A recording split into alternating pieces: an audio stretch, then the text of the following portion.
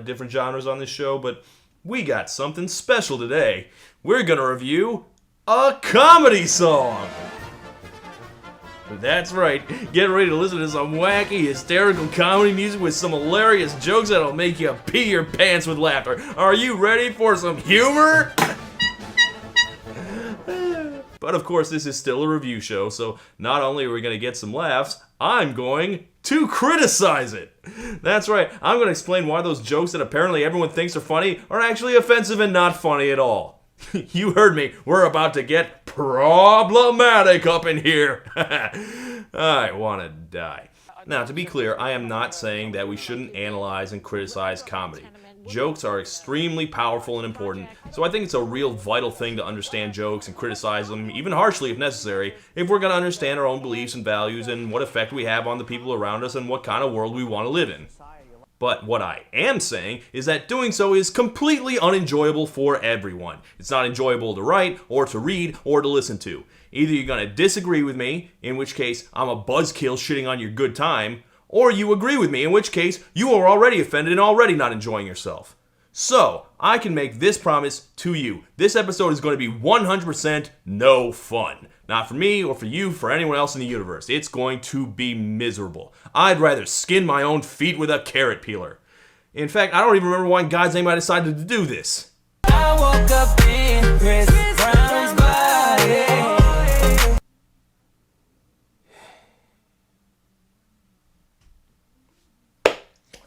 Okay, before we get to that guy, we need to go back a little. This is me coming at you as a man right now, let me free. This is Lil Dicky. Up until a few years ago, he was apparently just some marketing guy and he was trying to break into writing for Hollywood, so he started making comedy raps, and apparently his mixtapes took off so hard that he just decided to do this full time. And apparently people really like him, but before this year, I don't think he ever had that big dick in a box style viral breakthrough. I don't think I would have known who he was myself, but I just kind of kept randomly coming across him on Spotify. This was his most famous single, Save That Money. Got it all wrong. We ain't about to go spend money just to flex on it, we ain't really got it like ya. Like, you know how rappers are constantly talking about how much money they spend? Well, he's talking about how much money he's saved. Haha. Drugs are generic, but still work the same. I get logins for Netflix from my cousin Greg. I've already heard this joke. That's $50 for a t-shirt. Limited edition, let's do some simple edition. 50. Like a few times, more than once. Renting is for suckers right now. A dependable savings and you'll retire with money in your account. It's not like a total waste, but it's been done. Although, there is one major new element that Dicky brings to the table. Greedy Jew jokes. You ain't heard a Lil Day, young elder Jew biz major? I'ma get on Yelp in a minute and review this piece of shit place like only a kite know how. Look, he's the Jewish one, I'm not. If he wants to make those kinds of jokes, that's his prerogative. I'm just saying, a lot has changed in the few years since he recorded that, so he might want to back off a little. I told you this episode was going to be no fun. If you're still here, that's your fault. That's not the worst thing ever, I guess. I mean, the big reason it worked for me is the same reason I'm on a boat worked. Because the beat was hot, and you got an actual big-name rapper to do the hook, and you could almost mistake it for a real rap song. I did mistake it for a real song. I actually don't listen to music all that closely. It took me like 4 listens. I'm actually terrible at this. Why do you guys even listen to me? Called Cheltenham, it's in the suburbs, upper middle wealth around. So real shit, you ain't never had to struggle for much? But yeah, pretty much all his songs are in that vein, apparently. Ooh, look at me, I'm rapping. Isn't that funny? I'm lame and Jewish. A middle-class white guy rapping. The very idea. Like I said, I've seen it. Rap cliches are such cliches at this point that even the parodies of the cliches are cliches now. But I can't say I was bothered or offended or anything. At least not until we got to the magical year of 2018, when he made a record with his new best friend. And on that day, me and Chris Brown would change bodies. This is his new single with Chris Brown, Freaky Friday, and it is a huge hit. I'm fairly certain it doesn't have any radio play, but it's been in the top 10 for weeks now. And that's probably because the charts weigh YouTube much more heavily now, but still, for a comedy song, this is huge. See, let me give you the premise of the song. The premise is, Lil Dicky is now big enough to work with Chris Brown, and Chris Brown hasn't had a hit in a while and has to work with Lil Dicky. Actually, that could be a pretty good premise for a joke song, but that isn't what we got. The real premise is, he's down on himself. You're a rapper? Yep. No, he's not like a rapper. He's like a funny rapper. He raps about like how small his dick is and like how. And then so is Chris Brown, and then they switch bodies, like in Freaky Friday. Now, Freaky Friday is already shorthand for body switching, so they don't need to make any direct references, but it looks like specifically we're going with the magic fortune cookie from the Lindsay Lohan version, which is also hashtag problematic. But we're not going to get into that because I loathe myself enough already.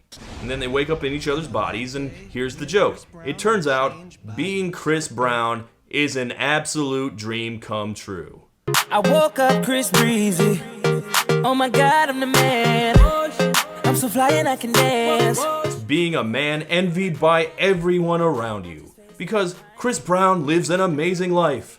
Chris Brown drives awesome cars. Chris Brown bangs the hottest chicks. Chris Brown has a huge penis. I look at my soft dick with the light.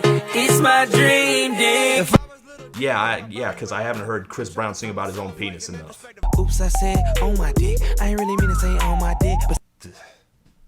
Look, the whole Chris Brown controversy. I realize I'm the only person left who cares anymore. Even I'm tired of myself at this point. The assault was like 10 years ago now. I really wish the world had dropped him off the radar, but that battle's been well and truly lost. There's no point in fighting it anymore. We're all just gonna live our lives and let Chris Brown guest star on family sitcoms like it's NBD. Makes my stomach turn, but who am I to judge? I still sing R. Kelly songs when I hear them. Not proud of it, but I do.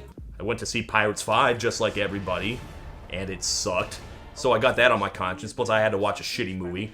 My point is, I don't have room to call out anyone for letting Chris Brown keep being famous. But this isn't a song by Chris Brown or featuring Chris Brown.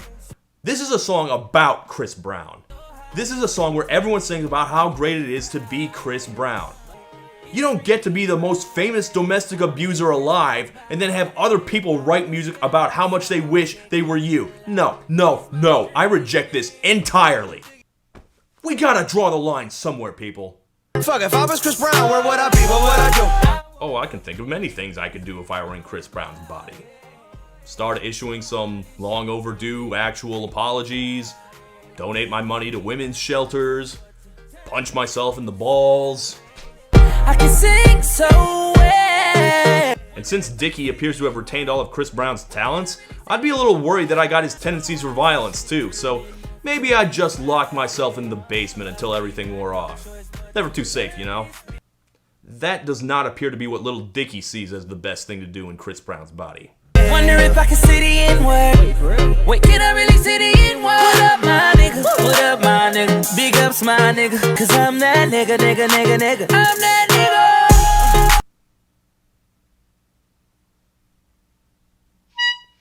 nigga. Nigga. Good joke. This appears to be Dicky's complete understanding of what it means to be black. You have a big dick, and you have free access to the N-word, and apparently Dicky is real jealous of both these things. Yeah, it is hashtag problematic, but more important is that it's hashtag complete fucking hack. You got some jokes in there about women drivers, or leaving the toilet seat up, or airline food. Meanwhile, Chris Brown in Lil Dicky's body notes that he does not have a large penis. This shit is real weak. How's Dick staying perched up on his balls like that? Man, that guy at the beginning was right. Dicky really likes dick jokes. But despite that, Chris likes being Lil Dicky and goes out to enjoy some white privilege and anonymity. Sure, fine, why not? That's kind of clever, I guess. Walking down the street and ain't nobody know my name. Ain't no paparazzi flashing pictures, this is great. Ain't nobody judging cause I'm black or my controversial past.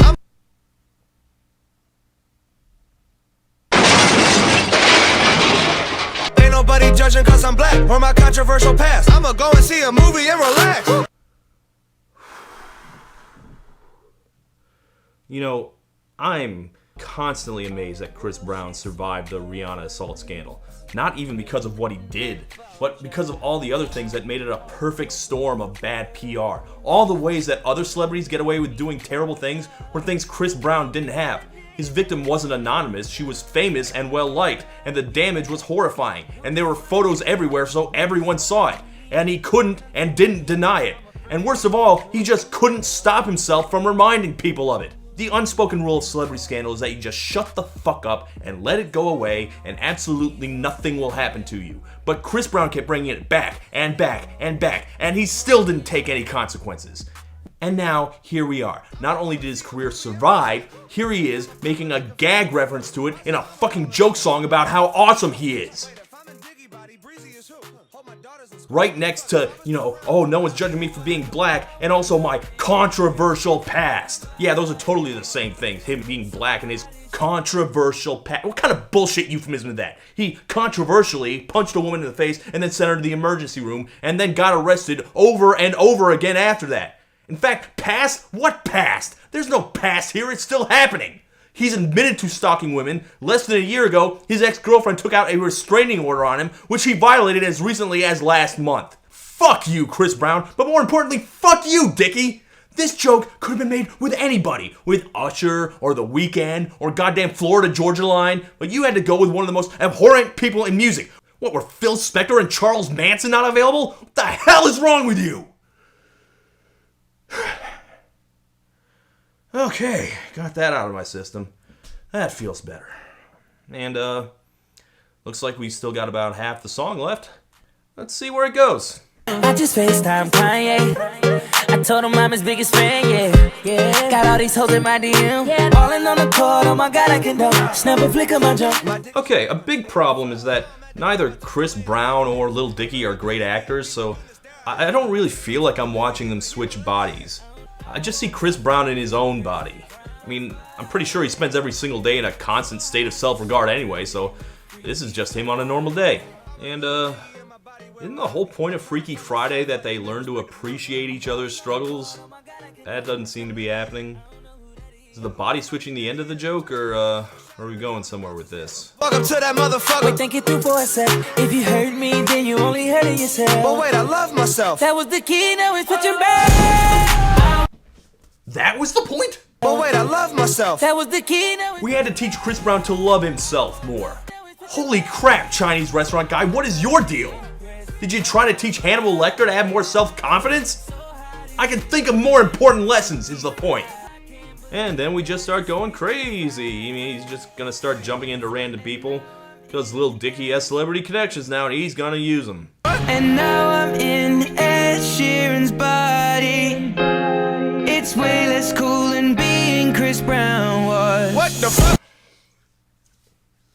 You know what? I'm not even mad at Lil Dicky. He's an up-and-coming comedian. He's got to do that hustle if he's gonna get big. And if it means writing a song about how great Chris Brown's penis is, I don't like it, but I get it.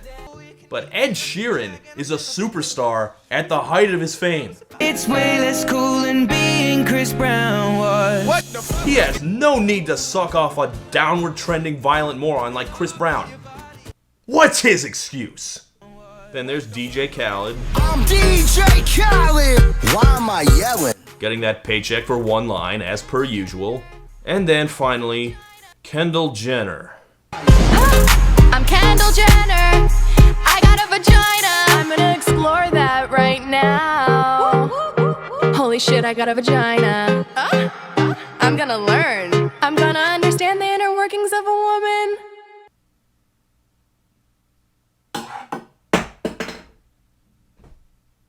Okay, what I think the joke is that saying the word vagina is funny. You know, that's just comedy gold right there.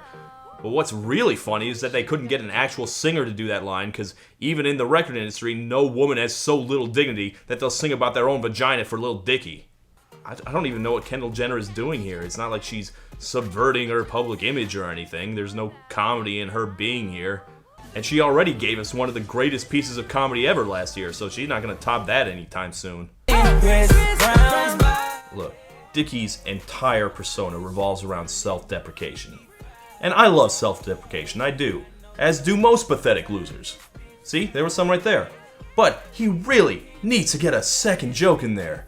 Or at least, I don't know, make that one joke funnier. I told you this was gonna be no fun, and it really wasn't. I didn't enjoy a second of that. Ugh, just play the end of the video so we can leave. I got a vagina. Oh wait, no, don't play the end of the. Oh, God, I need a shower. I'd like to be you for a day.